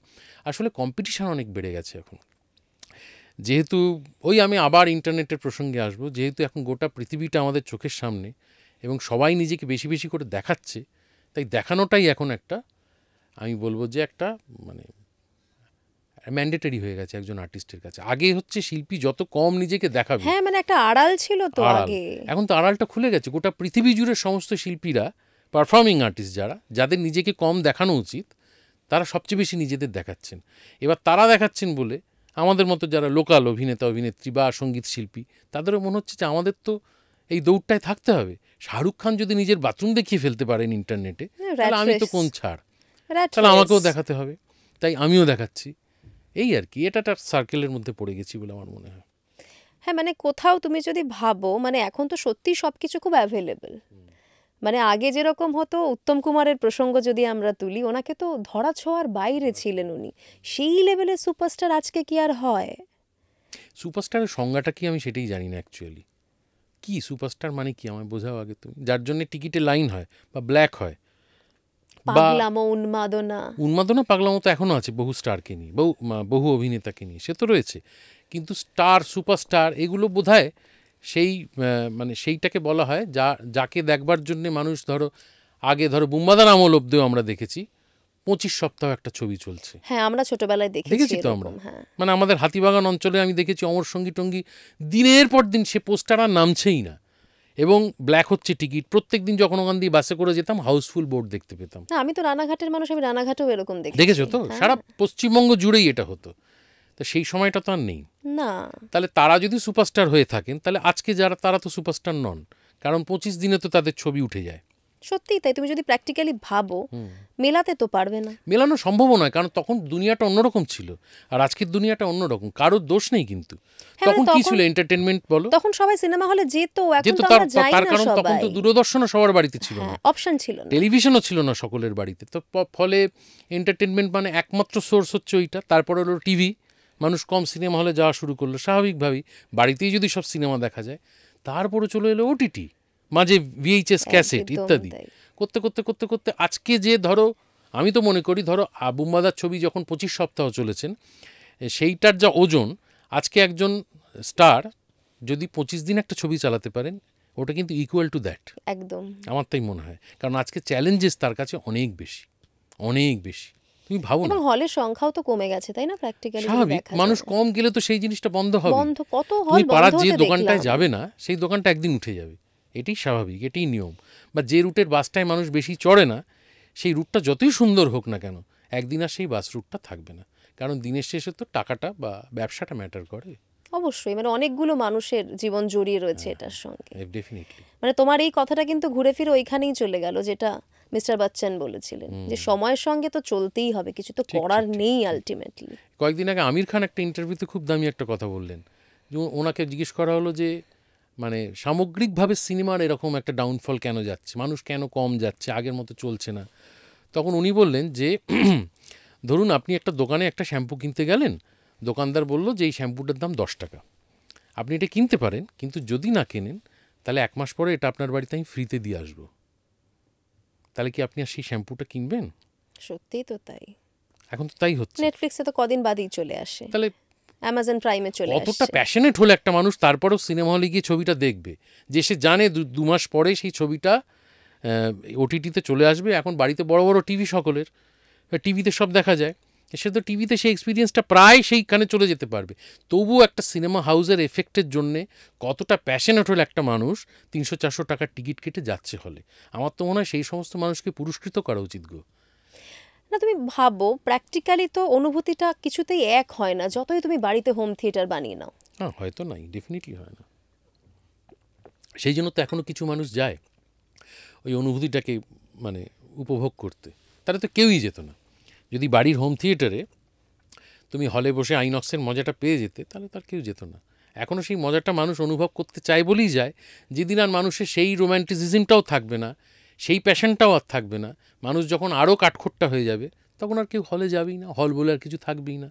তুমি তোমার ছোটবেলাটা যদি মনে করো, সিঙ্গেল স্ক্রিনের কথা আমি বলছি, যখন আইনক্স ধরো আসেনি, আমরা তো আইনক্স আসতে দেখেছি চোখের সামনে।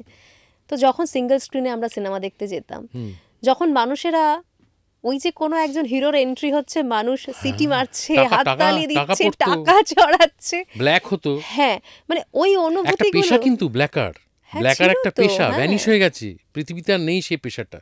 তারা ব্ল্যাক করেই কিন্তু সংসার চালাতো। সত্যি কাউন্টার ছিল এরকম। খুললেই সব বাচ্চাদের পাঠিয়ে দিত, কারণ একজনকে দুটোর বেশি টিকিট দেওয়া হতো না।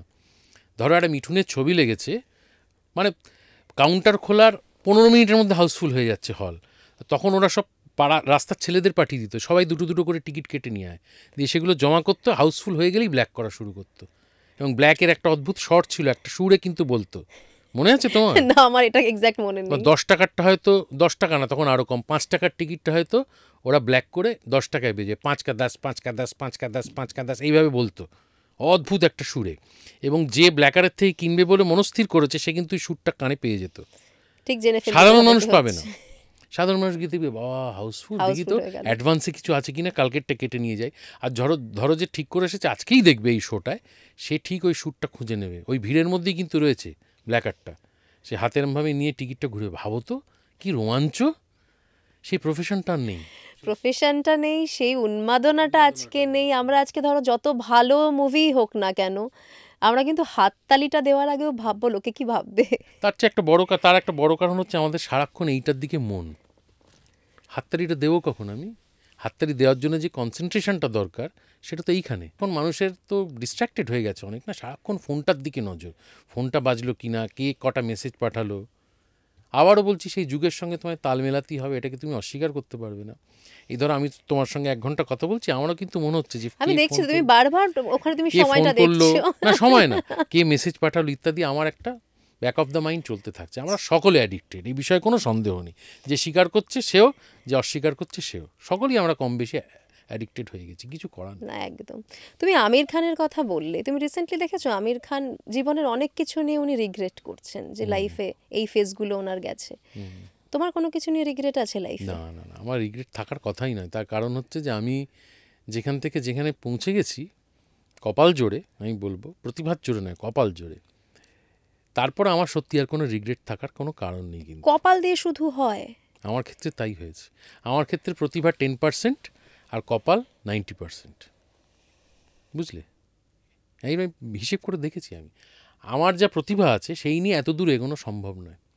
কারণ আমার মতো প্রতিভাধর অনেক মানুষকে আমি দেখেছি, মানে আমার যেটুকু প্রতিভা আছে, কিছু তো আছে, একেবারে তো আমি মানে একেবারে অপদার্থ তো নই, কিছু ক্ষমতা আমার রয়েছে, সেই ক্ষমতা নিয়ে এত দূর এগোনো, এতটা পথ চলা সম্ভব হয় না যদি না কপাল তার সাথ দেয়, বুঝলে? তুমি কপাল মানো, তার মানে তুমি ভগবানেও বিশ্বাস করো? না, ভগবানে আস্তে আমি বিশ্বাস করি না। ভগবান মানে তুমি কি বলতে চাইছো? ঈশ্বর। হ্যাঁ, ঈশ্বর মানে একটা শক্তি তো রয়েছে ডেফিনেটলি। সেই শক্তি না থাকলে আমি আজকে তোমার সাথে এখানে বসে থাকতাম না। তোমার সাথে এই পডকাস্টটা করার কথা আমার তো হচ্ছে কত দিন ধরে, কিন্তু আজকে এই সময় এই পডকাস্টটা তোমার সঙ্গে আমার করা নির্ধারিত ছিল, এটা এড়ানো যেত না। আজকে আমি তোমার মুখোমুখি এখানে আজকের এই দিনে এই এতটার সময় বসে থাকতামই, এটাই ঈশ্বর, এটাই সেই শক্তি। সেই শক্তি না থাকলে এটা সম্ভব ছিল না। তা সেইটাকে যদি তুমি বলো ঈশ্বর বা ভগবান, তাহলে আমি সেই ভগবানে মানতে বাধ্য, কারণ তার মানে প্রত্যক্ষ হাত আমার জীবনে রয়েছে।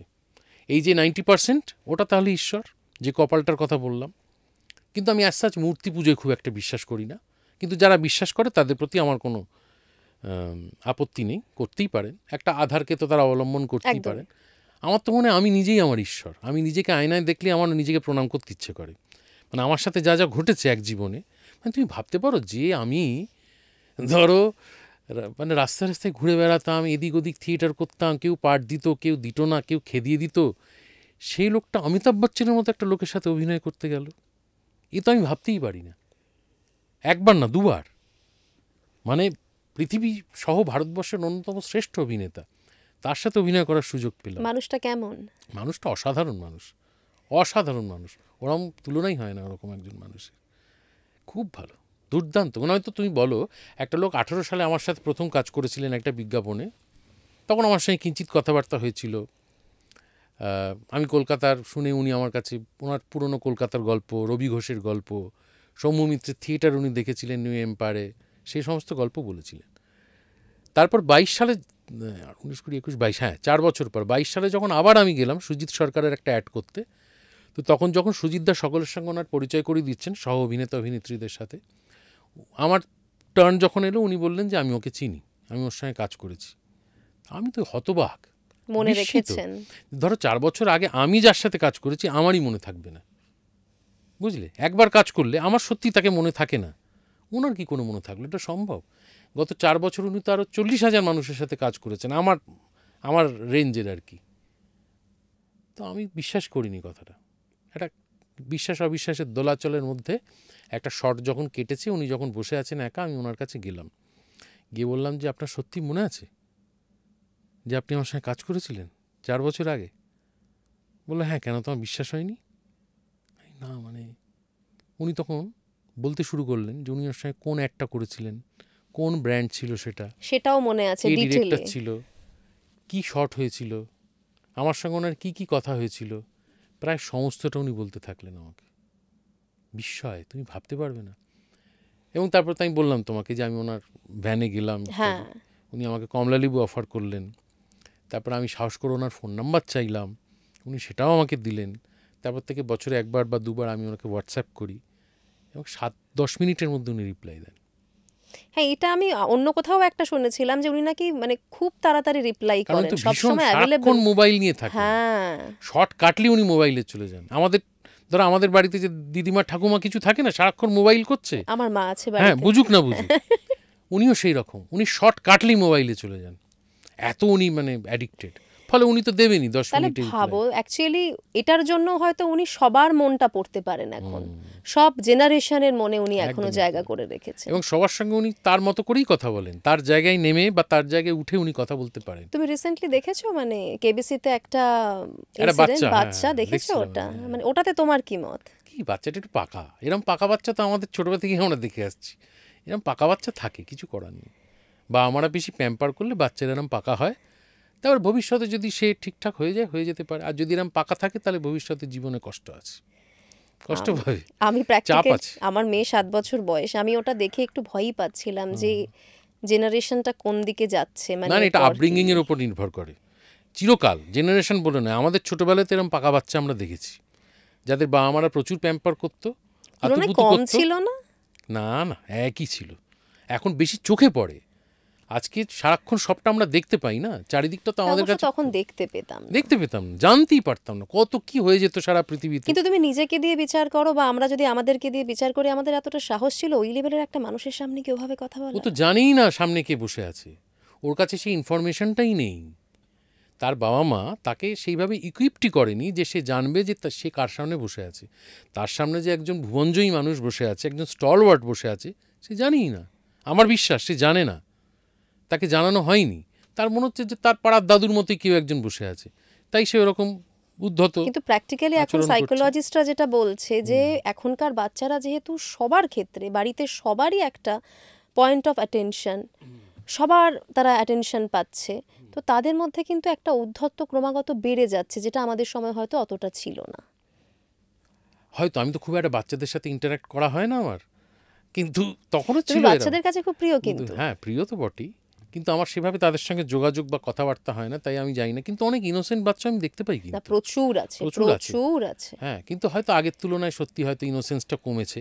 উপায় কি বলো? ধরো একটা বাচ্চা, আমরা তো ছোটবেলায় জানতামই না কিছু, আমরা তো হাবাগো পাচ্ছিলাম, হ্যাঁ মানে তাই না? প্রথম সিনেমা দেখতে গেছি কত বছর বয়সে, আজকে একটা বাচ্চা 1 বছর বয়স থেকে মোবাইল হাতে না না, পেয়ে আমি অনেক যাচ্ছে। অল্প বয়সে গেছিলাম নাগপঞ্চমী দেখতে, আচ্ছা, নাগপঞ্চমী। মা বাবার সঙ্গে সিনেমা হলে।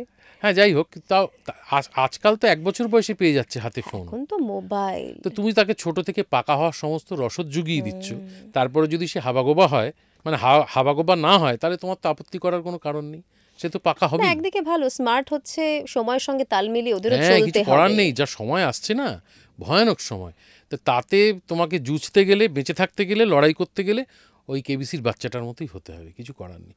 আজকের দিন আর আমাদের মতো হাবাগোবার ছেলে মেয়ে হলে না শেষ, চলবে না। না না লাথি মেরে উড়িয়ে দেবে, পুরো ট্র্যাক থেকে বার করে দেবে। ট্র্যাকে থাকতে গেলে ওরকমই হতে হবে। কে অমিতাভ বচ্চন, তাকেই মানে প্রশ্ন করে ফেলছে সে।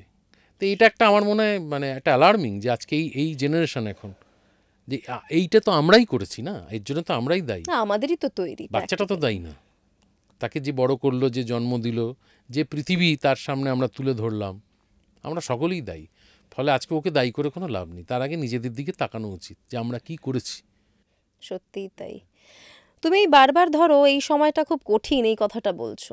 তুমি মুম্বাইতে গিয়ে সমস্ত কাজ সময়ই করছো। তার জায়গায় কঠিন, এই বিষয়ে কোনো সন্দেহ নেই। আমার বাবার সময়টাও তার মতো করে তার জায়গায় কঠিন ছিল, চ্যালেঞ্জেস তার কাছে নতুন ছিল। আজকে আমার সময়টা আমার কাছে আমার মতো করে কঠিন। এমন নয় যে আমি আজকের সময়টা কঠিন বলছি বলে আমি এটা বলছি যে আজ থেকে 40 বছর আগে পৃথিবীটা খুব সহজ ছিল, তা নয়। তখনকার পৃথিবী তখনকার মতো করে কঠিন ছিল, তাই নয় কি? তুমি না, বলো। সত্যি তো, সময়ের সঙ্গে সঙ্গে তুমি সবই প্রতিদ্বন্দ্বী পাল্টেছে। ছবিটা যদি দেখো সত্যজিৎ রায়, তোমার কি মনে হবে সেই সময় পৃথিবীটা খুব সহজ ছিল? না না, অনেক কমপ্লিকেসি ছিল। বিরাট কমপ্লিকেসি ছিল। এখন কমপ্লিকেসি তার চরিত্র বদলেছে, কিন্তু যুগে যুগে কমপ্লিকেসি থেকেই গেছে। কমপ্লিকেসি না থাকলে তো বেঁচে থাকার কোনো মজাই নেই। সবকিছু সরল হয়ে গেলে হবে না। হ্যাঁ, তোমার ভাল লাগবে না। যা চাইছো তাই পেয়ে যাচ্ছ, যেখানে যেতে চাইছো টুক করে পৌঁছে যাচ্ছ, এই জীবনের আর কোনো মজা থাকবে না। এখন কিন্তু আস্তে আস্তে সেদিকেই যাচ্ছি আমরা। কিরকম? এই যে ধরো যা চাই হাতের কাছে পেয়ে যাওয়া, এই যে ধরো ব্লিঙ্কিটে 10 মিনিটে জিনিসপত্র হাতের কাছে চলে আসে। ছোটবেলায় তো বাজার করতে যেতাম আমরা ব্যাগ হাতে নিয়ে, বাবা যেত বাজারে। তাতে করে রহস্যটা কমে যাচ্ছে জীবনে। হ্যাঁ, ধরো আগে একটা চিঠি পাঠালে, সেই চিঠিটা পৌঁছতো 7 দিনে, তারপর তার উত্তরটা আসতো আরও 7 দিনে। মানে একটা চিঠি পাঠিয়ে একটা 14 দিনের অপেক্ষা ছিল তার মাঝে। এই অপেক্ষার মধ্যে কিন্তু ছিল কল্পনা। এই অপেক্ষা করতে করতে আমরা কত কি ভাবতাম, যে সে কি চিঠিটা পেলো, যদি পেয়ে থাকে ঠিক মতো পৌঁছলো তার কাছে, পোস্টম্যান দিল, আচ্ছা তাহলে সে কি উত্তর দিল, আমার এই প্রশ্নটার কি উত্তর দিয়েছে সে। এই ভাবতে ভাবতে 14টা দিন আমরা সেই কল্পনাটা নিয়ে বাস করতাম। আর আজকে তুমি পৃথিবীর যে কোনো কোনায় একটা চিঠি বা একটা মেসেজ পাঠালে 1 সেকেন্ডের মধ্যে উত্তর চলে আসে। ফলে রোম্যান্টিসিজম শেষ, কল্পনার জগৎ শেষ, তাই তোরম কেবিসির মতো একটা বাচ্চা তৈরি হচ্ছে। পেশেন্সও কমে গেছে মানুষের, তুমি স্বাভাবিক। যদি ভাবো। একদম মানে কমে এখন গেছে। মেসেজের রিপ্লাই 5 মিনিটে না এলে মানুষের পাগল ব্রেকআপ হয়ে যাচ্ছে। পাগল হয়ে যাচ্ছে। আগে মাসের পর মাস হ্যাঁ, অপেক্ষা করতো ওরম মানুষ। সম্পর্ক ব্রেকআপ হওয়াই ভালো। যেটা 5 মিনিট মেসেজ না এলে ভেঙে যায়, সেটা 5 বছর পরে ভাঙতোই। তার থেকে আর দুঃখ না বাড়িয়ে 5 মিনিটে ভেঙে যাওয়াটাই বেটার বলে আমার। আচ্ছা, ভালো জায়গায় চলে এলাম আমরা কথা বলতে বলতে। ভবিষ্যতে কি অপেক্ষা করছে? তোমার সঙ্গে কি কাউকে দেখবো আমরা? আমি তো এখনো জ্যোতিষ চর্চার দিকে কোনো জায়গায় আমি পা বাড়াইনি, ফলে আমি ভবিষ্যৎ নতুন বলবো কিছু কেমন নেই করে। জীবনে? নতুন তো প্রত্যেক দিনই নতুন নতুন করে না, মানে কোনো প্রেম না, আমার সাথে কেউ প্রেম করতে চায় না। এটা আমরা মেনে নেব? হ্যাঁ, মেনে নিতে হবে। আমি কি মানে তোমার মনে হচ্ছে আমি সাধ করে বলছি কথাটা? আমাকে প্রচুর মানুষ আমার প্রেমে পড়ে, এটা বলার মধ্যে তো একটা গর্বের জায়গা রয়েছে। তা বলতে পারছি না কেন আমি? কারণ সেটা ঘটে না আমার সাথে। সত্যি মানে দুঃখের হলো এটা সত্যি। আমি তো ভাবলাম যে তুমি বারবার প্রেমে পড়ো। আমি পড়ি আমার মতো করে, সে তো আমার ব্যাপার। উল্টো দিকের লোকটা পড়ে না। তুমি বিয়েতে বিশ্বাসী নও? না, একদমই না। কেন? আজকের সমাজে দাঁড়িয়ে বিয়ে করে কোনো লাভ নেই আমার মনে হয়। সম্পর্ক টিকিয়ে রাখা মুশকিল, ডিফিকাল্ট আমার জন্যে। আমি যে ধরনের মানুষ, আমি আন্ডারস্ট্যান্ডিং নই, আমি কম্প্রোমাইজিং নই, আমি অন্যের ইচ্ছে অনিচ্ছেকে খুব একটা বিরাট গুরুত্ব দিই না, কারণ ছোটো থেকেই আমি খুব স্বাধীনচেতা। আমি যেরকমটা মনে করি যেভাবে চলবো ওভাবে তো বিয়ে করে থাকা উচিতই নয়, সম্ভব নয়, না উচিত নয়, ওটা অপরাধ। তুমি একটা সম্পূর্ণ অন্য পরিবেশে বড় হওয়া একজন মানুষকে তোমার জীবনে যুক্ত করলে, তার সাথে এক ছাদের তলায় থাকলে, তারপরে তুমি তার কোনো মতামতকেই গুরুত্ব দিচ্ছ না, যদি না সেটা তোমার সঙ্গে মেলে, এ তো মানে তুমি বলবে এ তো মানে অপরাধ, মানে তাকে জেলে পুরে দেওয়া উচিত। আমি যদি আজকে বিয়ে করি, আমাকে জেলে পুরে দেওয়া উচিত, কারণ আমি এগুলোর একটাও করব না।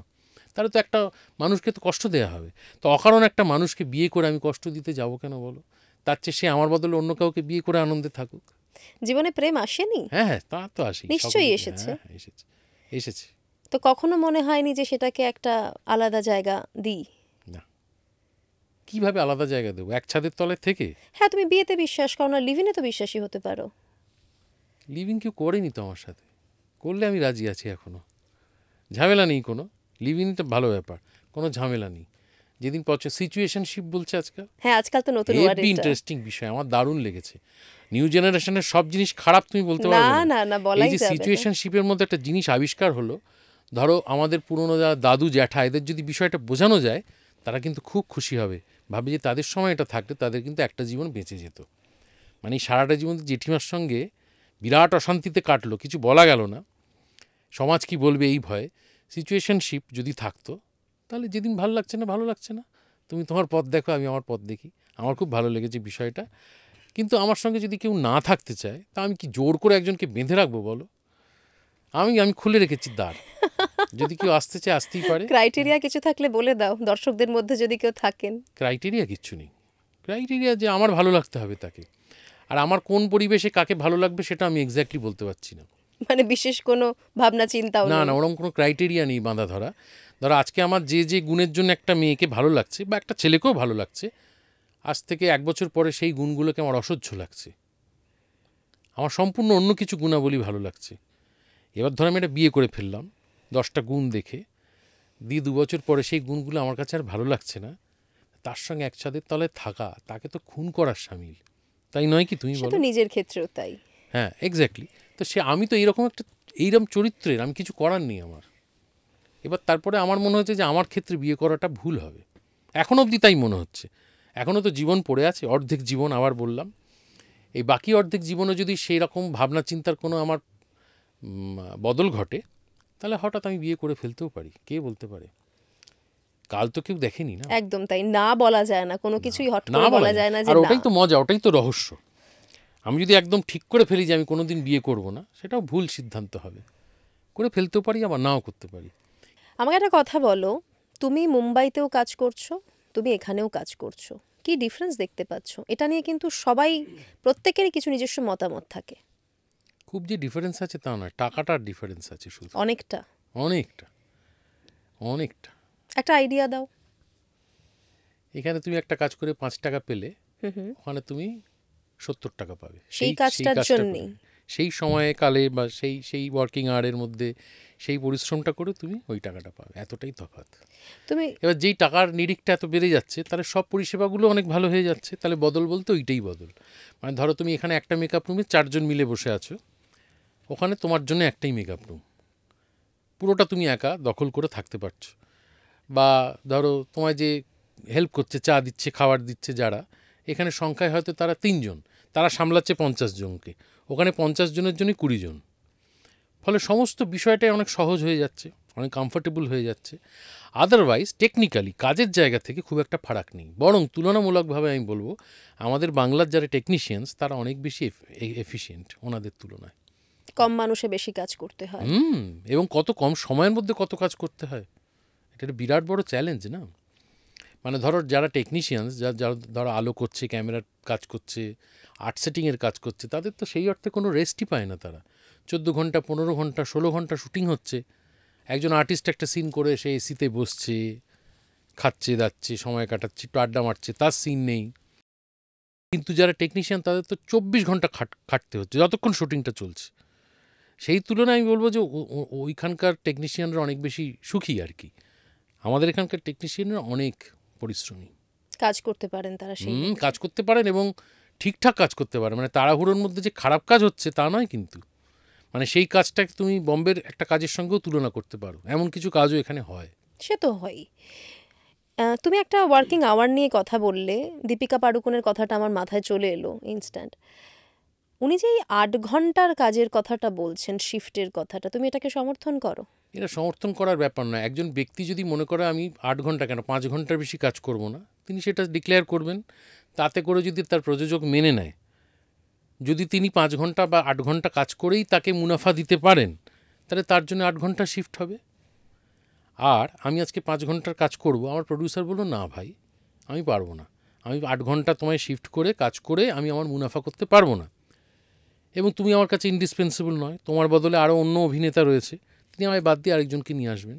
দীপিকা পাড়ুকোন হয়তো ইন্ডিসপেন্সেবল নন, তাই তার প্রযোজক তাকে ওই 8 ঘন্টা শিফটেই রাজি হয়ে যাবেন।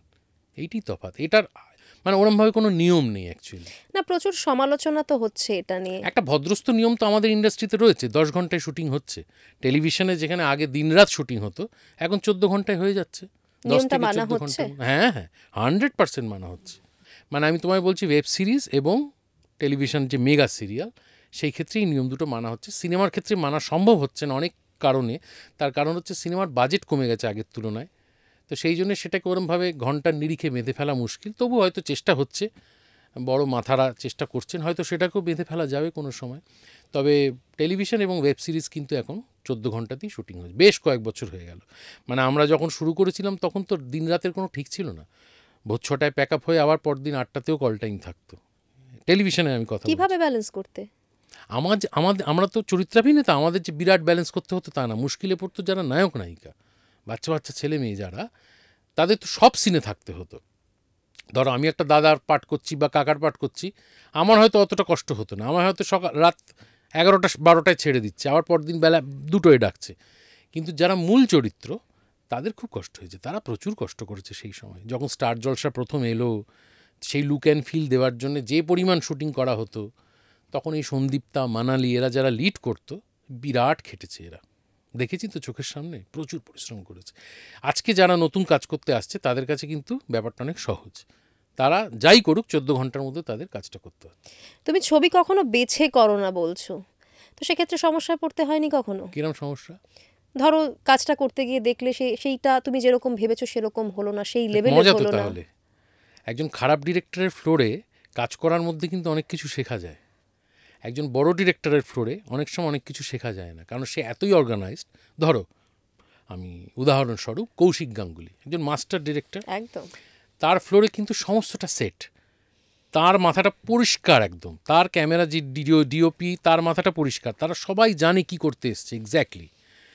কিন্তু একজন আনাড়ি পরিচালকের ফ্লোরে তুমি গেলে, সেখানে সেও কিছু জানে না, তার এডিরাও কিছু জানে না। মানে সে জানে না বলেই তারা জানে না, তার যে ডিওপি সেও জানে না, কারণ ডিরেক্টর জানে। ডিরেক্টর তো ক্যাপ্টেন। এরকম অবস্থা প্রচুর পড়েছি, এবং তাতে তো আমার কাছে সেটা দারুণ মজার, কারণ আমি তখন ডিরেক্টর, আমি নিজেই ডিরেক্টর, আমি ঠিক করছি কিভাবে কি করব। ধরো সেই ডিরেক্টর চাইছে, বলছে যে আপনি বলুন তো কীভাবে শটটা নেওয়া যেতে পারে। আমার না মাথাটা কাজ করছে না। আপনার মাথা কাজ করছে না? তা আপনি তো ডিরেক্টর। কি জানি দাদা, আমি ভীষণ, আমার মাথাটা ঘেঁটে গেছে, বুঝলেন, আপনি বলুন কি করা যেতে পারে। আমি বললাম তাহলে এইভাবে করুন, হয়ে গেল কাজটা। সেটাও একটা শেখার, মানে কোনো কিছুই ফেলা যাবে না। খুব খারাপ পরিচালকের সেট থেকেও যেমন শেখা যায়, ভালো পরিচালকের সেট থেকেও শেখা যায়, বুঝলে। একজন প্রফেশনাল হিসেবে তো আমার দুটো অভিজ্ঞতাই থাকা উচিত, তাই না? এই যে অনেকে বলে যে মেগা সিরিয়ালে খুব সমস্যা, তার কারণ হচ্ছে একটা 12 পাতা স্ক্রিপ্ট ধরিয়ে বলে যে চলুন চলুন চলুন শটে চলুন। এটাও একটা চ্যালেঞ্জ আমার কাছে। মানে এটা হয় কি করে, এটা আমারও একটা প্রশ্ন। অভ্যেস, আর কিছুই না। তুমি যে পরপর সুন্দর আমাকে প্রশ্ন করছো কিছু না দেখে, এটা যে কোনো একজন র্যান্ডাম কাউকে ধরে এনে বসিয়ে দিলে পারবে করতে? আমরা তো গল্প করছি। এই গল্প করাটা একটা আর্ট। যে কোনো লোক পারবে, যারা গল্প করে তারা তোমার মতোই পডকাস্টটা কন্ডাক্ট করতে পারবে না, কারণ এটা তোমার একটা অভ্যেস, চর্চা। ঠিক তেমনই 5 মিনিট একটা সিন রেডি করে ফ্লোরে যাওয়াটাও একটা চর্চার একটা ফলাফল। তো ফলে সেটাই সিস্টেম। সেই সিস্টেমের মধ্যে হয় তোমায় থাকতে হবে, সেইটাকে মেনে নিয়ে সেটার সঙ্গে কোপ আপ করে। আর যদি না পারো তাহলে বেরিয়ে এসো ওই সিস্টেমটা থেকে, বলো যে আমি আর টেলিভিশন সিরিয়াল করব না। বহু মানুষ সাস্টেন করছেন, বহু বড় বড় অভিনেতা রয়েছেন যারা বছরের পর বছর টেলিভিশন করছেন না। এরকম 10টা নাম এক্ষুনি আমি বলে দিতে পারি। তারা তো বেঁচে নেই তা তো নয়, তাদের মনে হচ্ছে ওই পরিবেশটা তাদের কাজ করার পক্ষে উপযুক্ত নয়, তাই তারা করছেন না। কিন্তু আমাকে টেলিভিশন করতেও হবে, আবার সেখানকার সিস্টেম নিয়ে আমি সমালোচনাও করব। এই দুটো জিনিস একসাথে হয় বলে আমার মনে হয় না। কিন্তু এই তুমিই তো একটা সময় টেলিভিশন করবে না ভেবেছিলে। করবো না, তার কারণ আমার মনে হয়েছিল ছবিটা বেশি করে করা দরকার। টেলিভিশন আর ছবি একসাথে করতে গেলে একটা মানে সমস্যা হয়, একটা ডেটের সমস্যা হয়। তুমি টানা টেলিভিশনে থাকলে ছবিতে ডেট দেওয়া মুশকিল হয় ডেফিনেটলি, কারণ মেগা সিরিয়ালের যিনি প্রযোজক তিনি তো তোমাকে মাস গেলে একটা মোটা টাকা দিচ্ছেন। তিনি কেন কম্প্রোমাইজটা করবেন? তুমি দুম করে যদি একটা 7-10 দিনের ছবি করতে চলে যাও, তার সেই চরিত্রটা কী হবে? তিনি তোমার একটা গুরুত্বপূর্ণ চরিত্র দিচ্ছেন, তো ফলে সেটা ঠিক নয়। তাই আমার মনে হয়েছিল যে একটু বেশি ছবি অফার পেয়ে গেছিলাম সেই সময়। তখন আমার মনে হয়েছিল 1-1.5 বছর বা 2 বছর আমি যদি টেলিভিশন থেকে একটা বিরতি নিই, আমি কোনোদিনই বলিনি টেলিভিশন ছেড়ে দিচ্ছি, একটা বিরতি নিই, তাহলে ছবিগুলো আর ঠান্ডা মাথায় করতে পারবো। সেই জন্য আমি বছর দুয়েক টেলিভিশন করিনি। আবার এরম দিন আসতে পারে যখন আমি আবার হয়তো টেলিভিশন থেকে 2 বছরের বা 1 বছরের বিরতি নেব, দিয়ে ছবি করব শুধু, হতেই পারে। মানে তার মানে এমন কোনো ব্যাপার নেই যে করব না, না না, জাস্ট করবো না একটা গ্যাপ নেওয়া। করবো না বলার মানে অকাদি নেই আমার। আমি একজন সামান্য অভিনেতা। আমি কোন উদ্ধত্ত থেকে বলবো তো যে আমি এটা করবো না, আমার বলার কোনো জায়গাই নেই। আমি বলছি যে আমার মনে হয় পৃথিবীর শ্রেষ্ঠ অভিনেতারও সেটা বলার কোনো জায়গা নেই যে আমি করবো না। একটা কাজ এলো আমার কাছে, কাজ তো ঈশ্বর, তুমি ঈশ্বরের কথা বলছিলে, অবশ্যই। ঈশ্বর নানা রূপে ধরা দেয় তো আমাদের কাছে। কর্মই তো ধর্ম। তাহলে ঈশ্বর এসে তোমাকে বলছেন এসো আমাকে আলিঙ্গন করো, আর তুমি বলছো আমি করবো না, এত সাহস আমার নেই। ইন্ডাস্ট্রিতে বন্ধু আছে কোনো? বন্ধুত্ব না করে তো উপায় নেই তোমার কলিগের সাথে। তার কারণ হচ্ছে যে শুটিংয়ে একটা জিনিস তো তোমরা জানো যে যতটা অভিনয় করা হয় তার থেকে অনেকটা বেশি সময় অপেক্ষা করা হয়। এটা সেটি নিয়ম শুটিংয়ের, যুগান্তর ধরে চলে আসছে। তো এই যে সময়টা তুমি অপেক্ষা করছো, শুনেছি উৎপল দত্ত নাকি সারাদিন বই পড়ে কাটাতেন। যে সময়টা উনি শুটিং করতেন না, এমনকি ফ্লোরেও যখন উনি শর্ট দিতেন না, সেই সময়টা উনি বই পড়ে কাটাতেন। ওনার মতো মহাপুরুষ তো সবাই হতে পারে না। আমি যেমন ধরো বই পড়তে ভালোবাসি, কিন্তু আমি শুটিংয়ে গিয়ে বই পড়ে মনোনিবেশ করতে পারি না, বিক্ষিপ্ত হয়ে থাকে মাথাটা। তখন একমাত্র উপায় সময় কাটানোর কি, যে তোমার কলিগদের সাথে তুমি গল্প করছো, আড্ডা মারছো। তো সেটাই করতে হয় আমাদের সারা দিন ধরে। এবং তুমি যদি একটা মেগা সিরিয়াল করো, তাহলে ধরো আমি আর তুমি মেগা সিরিয়াল করছি, আমাদের তো 365 দিনের মধ্যে 300 দিন দেখা হবে, প্রায় বাড়ির লোকের মতো। একদম। ফলে আমাদের তো মিশতেই হবে, তোমার ভালো লাগা আমার ভালো লাগা আমরা শেয়ার করব, একসাথে খাওয়া দাওয়া করবো। তো এটা যদি বন্ধুত্ব হয় তাহলে প্রচুর বন্ধু আমার। না, আমি অরিজিনাল বন্ধুর কথা বলছি। এটা ডুপ্লিকেট বন্ধুত্ব? এটা ডুপ্লিকেট বন্ধু। অরিজিনাল বন্ধুত্ব কি বলো, যে আমি তোমার জন্য জীবন দিয়ে দিতে পারি? না, সেরকমও নয়। ধরো আমাদের যেরকম থাকে না, ছোটবেলা থেকে কিছু বন্ধু তৈরি হয়। সেরকম বন্ধু আমার ছোটবেলা থেকেই তৈরি হয়নি কখনো। আচ্ছা, তৈরিই হয়নি? আমার মধ্যে উদারতার একটু অভাব আছে। খুব ওই যে ধরনের বন্ধুত্বের কথা তুমি বলছো, সেটা করতে গেলে খুব উদার মনের হতে হয়, ছাড়তে হয়। আমি সবসময় সব কিছু ছাড়তে পারিনি আমার জীবনে, যে জন্য আমার জীবনে সম্পর্কের সংখ্যাটা কম, বুঝলে? এটা রিয়েলাইজ করছো, তাহলে ছাড়তে পারছো না কেন? বহু মানুষ রিয়েলাইজ করে যে সিগারেট খাওয়াটা ভালো নয়, কিন্তু সে ছাড়তে পারে না। নেশার মতো আমার এই যাপনটা আমার কাছে নেশার মতো। এটা আমি খুব এনজয় করি। এই যে আমি আমার টার্মসে বাঁচি, আমার যেটা ইচ্ছে হয় সেটা করি, যাকে পছন্দ তার সাথে সম্পর্ক রাখি, যাকে পছন্দ নয় রাখি না। তাতে করে আমার জীবনে মানুষের সংখ্যা হয়তো কম, কিন্তু আমি আমার মতো করে যে বাঁচতে পারছি, এইটা আমার কাছে বিরাট একটা বড় প্রাপ্তি এবং আনন্দের জায়গা। সেটা আমি নষ্ট করতে চাই না। মানে এটা কোনোভাবেই তুমি হাতছাড়া করবে না?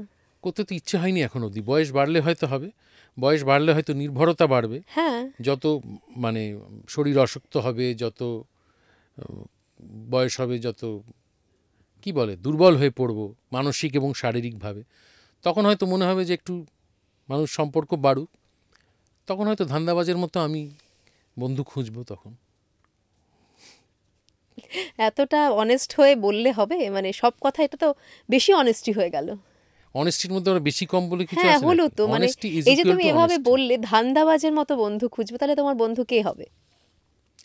দেখো, তখন আমার যদি মনে হয় যে আমার একটা কাউকে লাগবে, আমি তাকে ছাড়া বাঁচবো না, তখন আমি তার প্রতি ডেডিকেটেডই হব। এমন নয় যে আমি তার সঙ্গে তখন ছলনা করব, কিন্তু আমার প্রয়োজনে আমি তখন সম্পর্কে জড়াবো। এবং আমার তখন উপায় নেই সম্পর্কে জড়িয়ে, কারণ আমি ঠিকমতো হাঁটতে পারছি না, আমার ওষুধটা দরকার হচ্ছে, রাত্রেবেলা আমার ভয় করছে যে বাথরুমে যেতে গেলে যদি পড়ে যাই, যে ভয়গুলো এখন নেই। এখনও পড়ে যেতে পারি যে কোনো দিন, কিন্তু তখন ওগুলো অবভিয়াস হয়ে যাবে বয়সের সঙ্গে সঙ্গে। তখন আমার মনে হবে যে আমার তখন দরকার একজন কাউকে, তখন আমি ডেডিকেটেডই হব তার প্রতি। এমন নয় যে তার সাথে ছলনা করে মিথ্যে বলে বন্ধুত্ব বা কোনো সম্পর্ক তৈরি করব, কিন্তু জীবনের তাগিদ থেকে সেই সম্পর্কটা তৈরি হবে। এবং তখন হয়তো আমি বন্ধু বাড়াবো, সম্পর্ক বাড়াবো, হতেই পারে এমন। বা তার আগে যদি আমি মরেই যাই, তাহলে মিটেই গেল ঝামেলা। তাহলে সারা জীবন যতদিন বাঁচলাম নিজের মতো করেই নিজের টার্মেই বাঁচলে, যা ইচ্ছে তাই। একদম নিজের মতোই থাকো তুমি, বেশ মজাদার মানুষ, যা ইচ্ছে হয় সেটাই করো, ভালো থাকো। Thank you so much. Thank you. অনেক ভালো লাগলো গল্প করে। তোমরাও ভালো থাকো, এবং তোমরা তোমাদের মতো করে তোমরাও যেন তোমাদের টার্মসে এই পডকাস্টের অনুষ্ঠানটা চালিয়ে নিয়ে যেতে পারো, এই কামনা আমি করব। এবং এত তো পডকাস্ট হচ্ছে চারিদিকে, তার মধ্যে থেকে তোমার যে স্বাতন্ত্র্য তুমি বজায় রেখেছো, সেইটা আমার খুব ভালো লেগেছে। বলি আমি প্রায় 2 বছর পরে কোনো পডকাস্টে এলাম। থ্যাংক ইউ মাঝে সো গত 2 বছর মাচ। আমি কোথাও যাইনি, তো এসে ভালো লাগলো। এবং তোমাদের চ্যানেল আরও নাম করুক, আরও ছড়িয়ে পড়ুক, প্রচুর মানুষ আসুক এখানে, তোমার এই উল্টো দিকে সিটটায় বসুক, আরও অনেক গুণীজন, এই কামনা করব। থ্যাংক ইউ সো মাচ, খুব ভালো থেকো। Thank you.